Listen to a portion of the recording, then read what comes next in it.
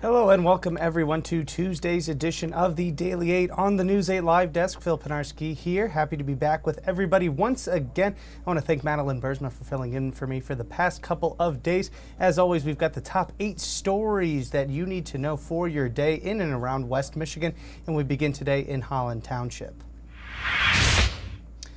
Authorities there say a pedestrian was hit and killed by a semi-truck on US 31 earlier this morning. The crash happened around 5:30 near James Street. That is according to the Ottawa County Sheriff's Office. The semi-truck had a green light at the time when the pedestrian started crossing the street and was then struck. The pedestrian was pronounced dead at the scene and has only been identified as a 47-year-old from Holland Township. The streets were closed as authorities investigated the scene but have since reopened. Heading over to Caledonia Township now, where a crew of 5 thieves stole rare sports cars from a specialty dealership Monday morning. The Kent County Sheriff's Office was alerted to a break-in at Komodo Motors. The thieves arrived in 3 separate vehicles with fake license plates on them. They broke into the garage and grabbed the keys to some of the most valuable cars on the lot. That's according to the owner there. Police arrived at the scene while the thefts were taking place, but surveillance footage shows that the cars were able to still flee the scene. Since that, police then gave chase, and after that initial chase, so far 4 of the 5 cars have been found and recovered, but now begins a long process for the dealership to clean up after that theft. And we just received word now, I believe from the Kent County Prosecutor's Office, that one person has been arrested and charged in that case, and we will be bringing you, of course, all of the details up over on our website, woodtv.com. A man is now facing charges for embezzling hundreds of thousands of dollars from a local Saladin Shriners organization. Richard Ivan Williams faces 20 years in prison for these crimes that date back to 2019 and happened as recently as July of this year. Shriners is, of course, a local chapter of the fraternal organization that focused on community service and philanthropy. They support Shriners Children's. A total number of how much this person was accused of embezzling has not been released at this time, and Williams' arraignment date has yet to be set. The Michigan State Senate has passed a new bill that will improve breast cancer screenings in the state. The bill, titled Senate Bill 1042, would improve mammogram reporting standards and increase early detection. This bill changes the state's current standards to align with the federal guidelines. Breast cancer is the second most commonly diagnosed cancer, with 1 in 3 women being diagnosed in the U.S. each year. The bill now proceeds to the House for further consideration.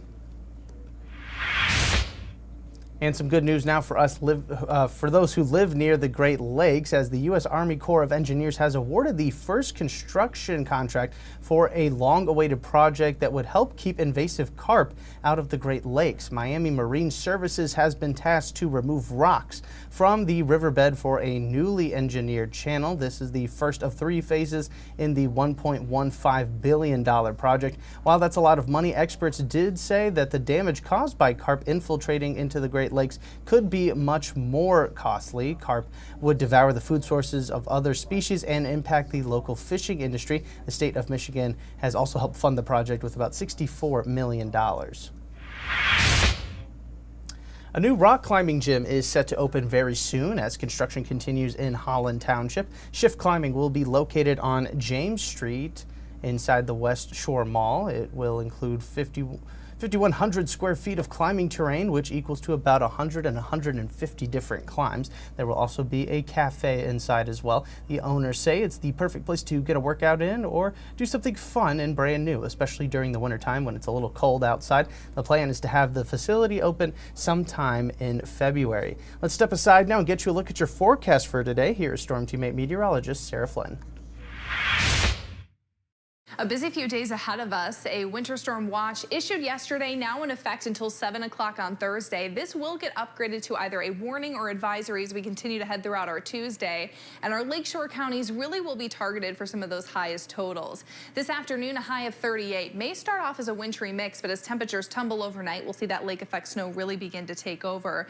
31 is your high on Wednesday. Moderate to heavy lake effect snow bands continue to set up. And the problem on Thursday is that temperature, a high near 19 with feels like temperatures in the single digits, that means any road treatment or salt will be significantly less effective.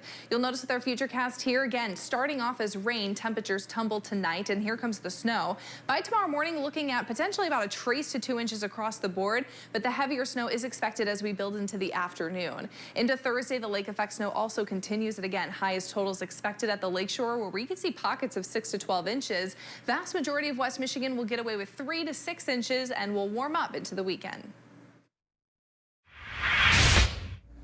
All right, thanks, Sarah. And we end today's show over at the Grand Rapids Downtown Market. There's only a few more days left to check out the Christkindl Market. You can get some festive drinks, get some holiday shopping done, and see dozens of wooden stalls all across the parking lot. These stalls host each vendor who ultimately fill up the parking lot. But where did these stalls come from? Well, they're actually made thanks to Next Step, a subsidiary of Mel Trotter Ministries. Adults facing homelessness lent a hand to help make the stalls possible and bring us a Christkindl Market that we can all be proud of and check out throughout the rest of the month. You can actually learn a little bit more about what Next Step is doing for those builders right now inside our story over on woodtv.com. All right, that's going to do it for us today on the Daily 8. We will, of course, be back again tomorrow with 8 more stories that you need to know for your Wednesday. I want to thank everybody so much for tuning in to this latest edition of the News 8 Live Desk. I'm Phil Penarski, and we hope you have a great rest of your day.